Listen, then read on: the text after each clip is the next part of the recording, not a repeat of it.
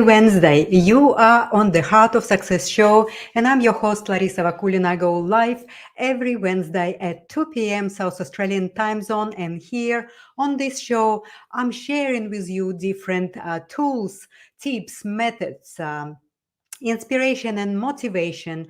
How we can redefine success in the sense of very limited reality that we used to live. So today I have a very interesting topic to share with you, which is success is not the answer. We all, of course, want to be successful in our lives, and it is understandable. But what we always kind of forget, what price are we willing to pay for such a success? So we almost always sacrifice everything in the name of the success. And that success was defined by someone else, not by yourself. So what price are you willing to pay to become successful?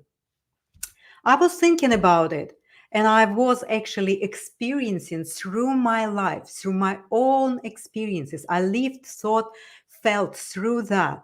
And what I was contemplating is that becoming successful is something that we need to acquire, something that we don't have or don't possess. But really, in reality, we are already all that we could ever be. We only just forget who we really are, because starting from very early age, we become to be taught how to become somebody else, not ourselves, but somebody else, how to become successful through different channels of passage that they created for us, right?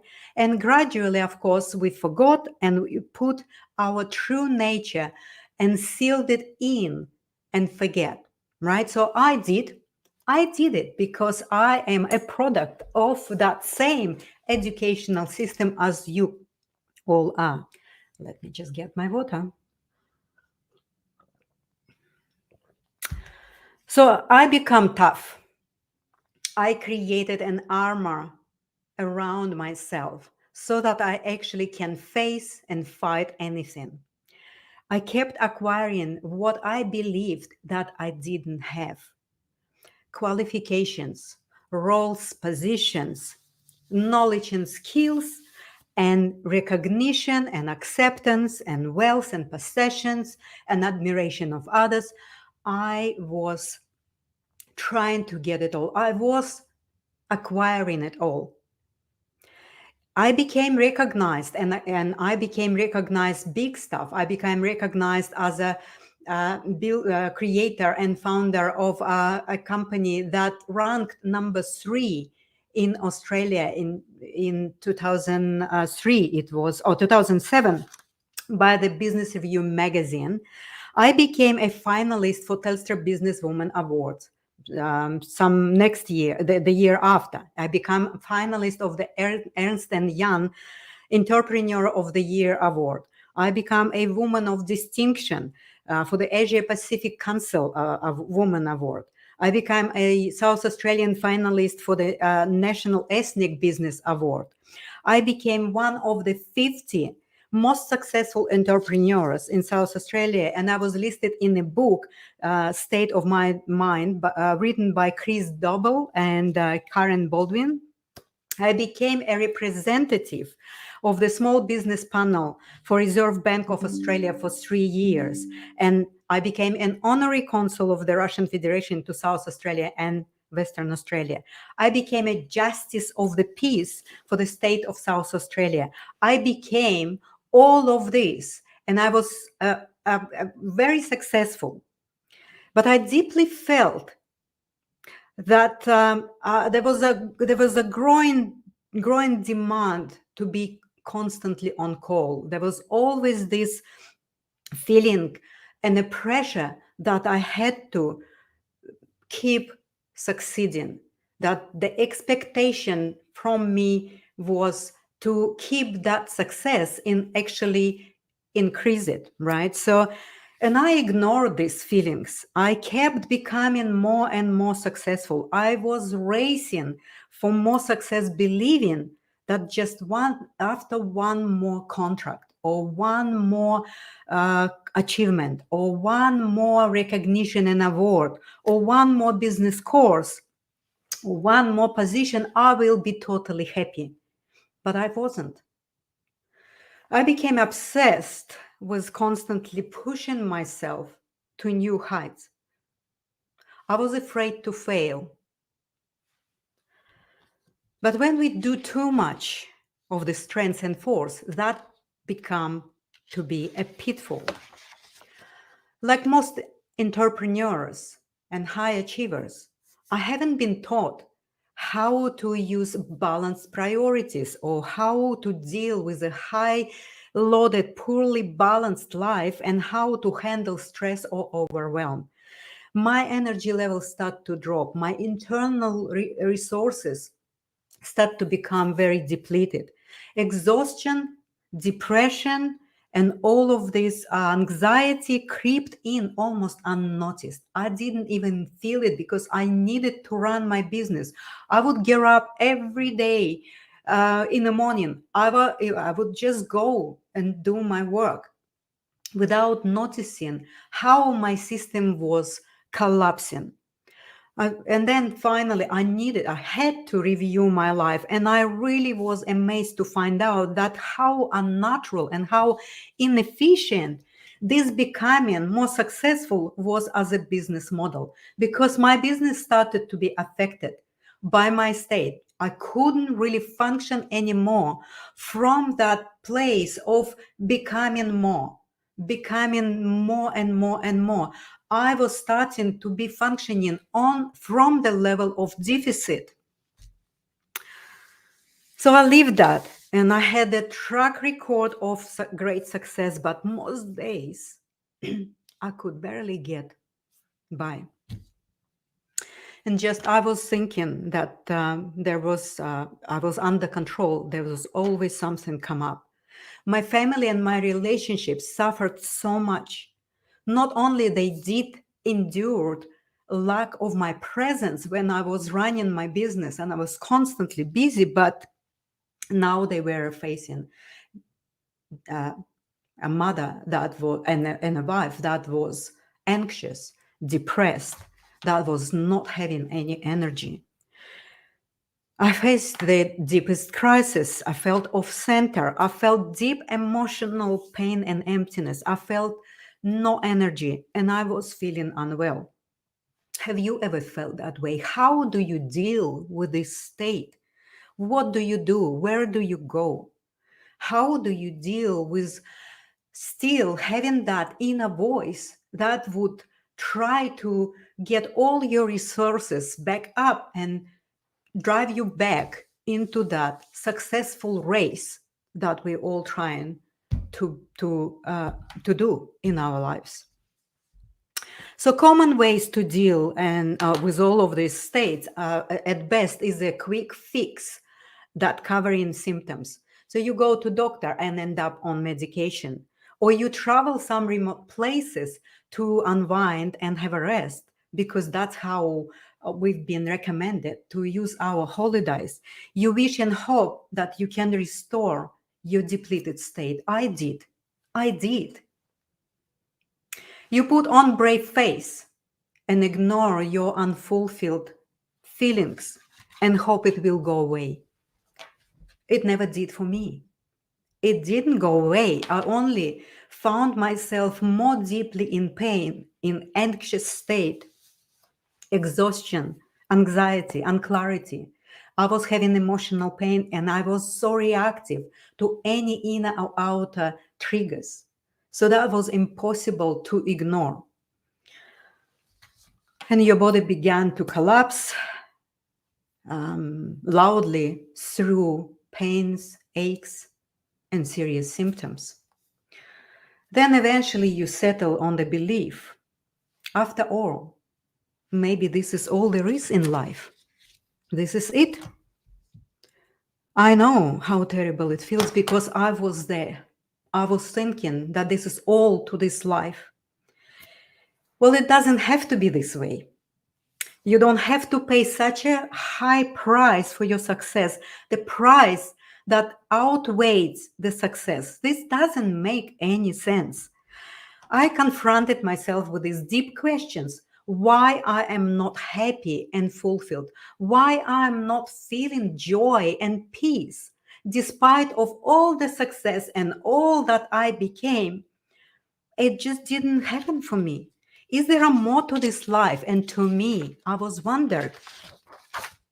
So those deep questions are commonly overlooked by many people, because our logical mind is trained to become that ideal self that tries constantly to fit in into someone else's model of success, keeping that unlimited and brilliant potential that you are.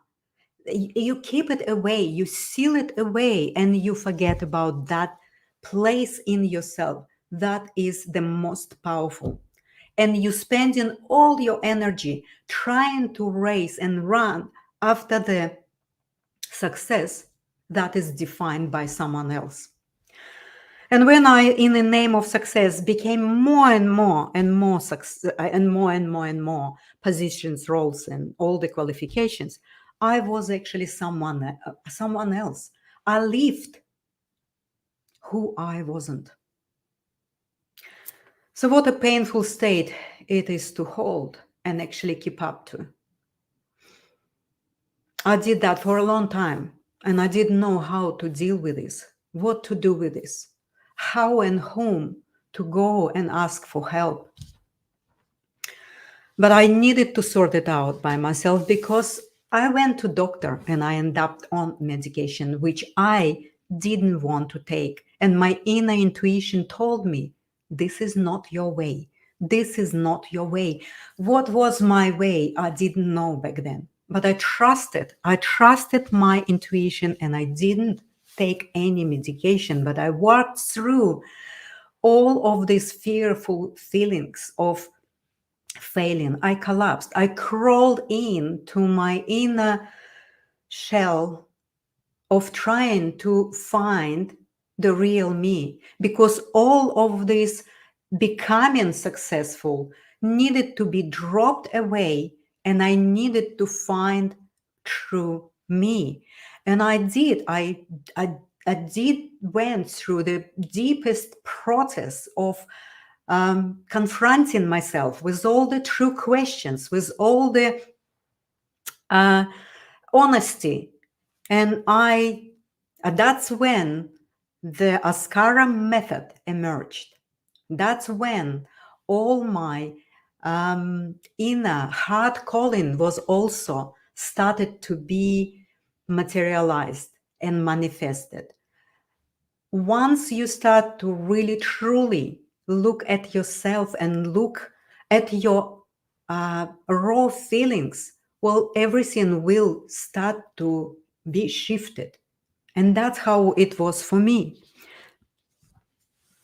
So the Askara method is a method of being that unleashes your best you, that authentic you, that authentic creative power within you, that then you can succeed. You can lead into the life that you love, and without paying such a highest price there is: unhappiness, unfulfillment, loneliness, and ill health. Well, this is the main price that we all paying for success, that we only trying to achieve through the model of becoming. We need to learn how we can be that unlimited, unique genius creator that you are.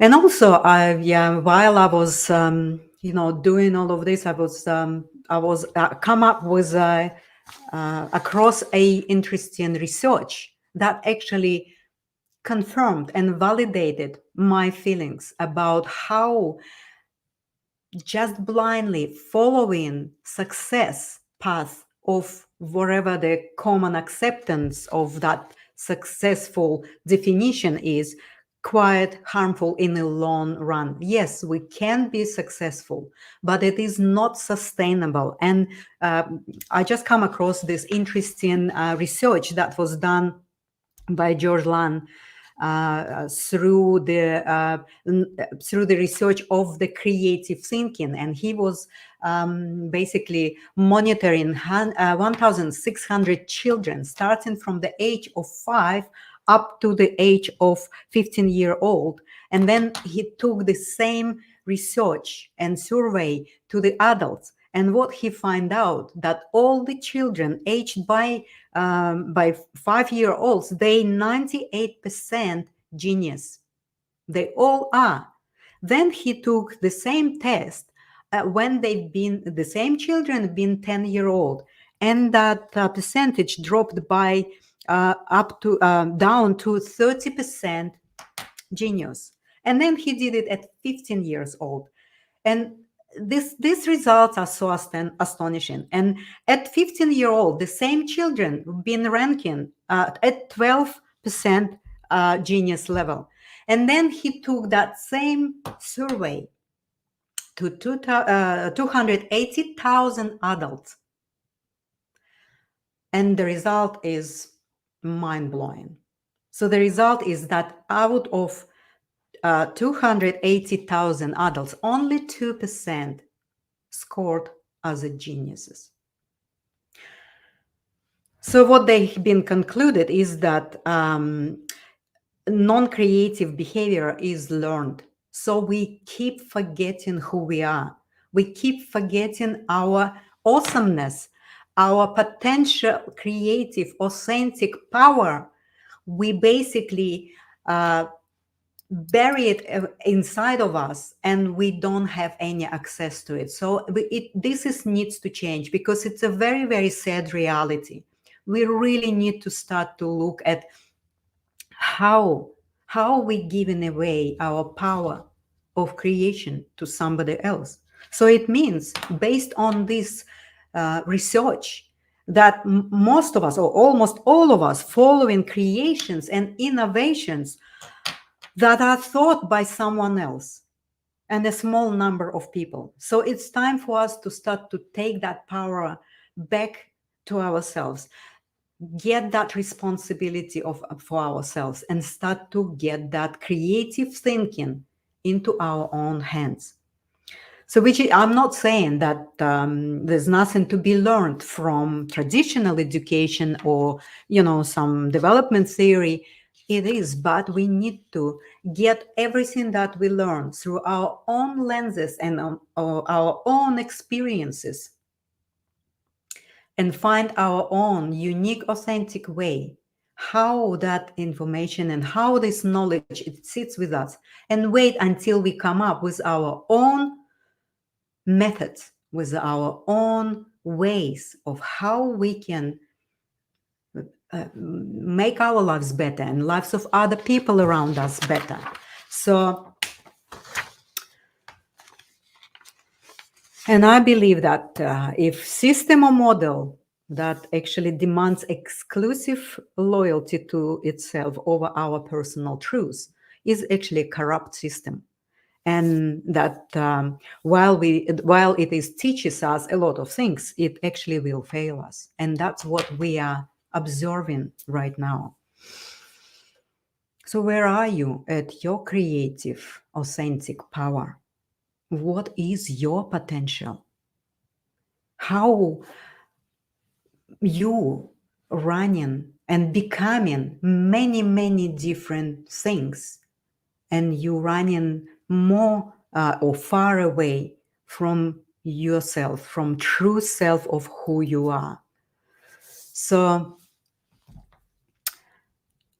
and so it took me a long time and greatest hardship, and almost it climbed my life to stop becoming and be a true self. I had to let go of everything that I've become. And I become the self that is now giving not giving its power away, but integrating everything that I actually had become with what I always was, I am, and I will be. That's unchangeable, unlimited, very powerful, amazing, brilliant creator that I am and that you are. So I just all invite you to start to look at your success and see and weigh the price that you're paying for that success. And this is your choice. The success is available and achievable, but without that high price. If you start to really find that unique creator that you all are. Thank you so much for being here with me. There's a bit more on that, but I leave it at this today. So I would like to invite you to my website. It's here on a running line there. So the Askara method is actually helping you to start to see yourself in a true light and start to drop all the glossing over success that we all kind of trying to achieve because the model external to us is telling us so. I will see you next week on Wednesday. Thank you so much, and I love you.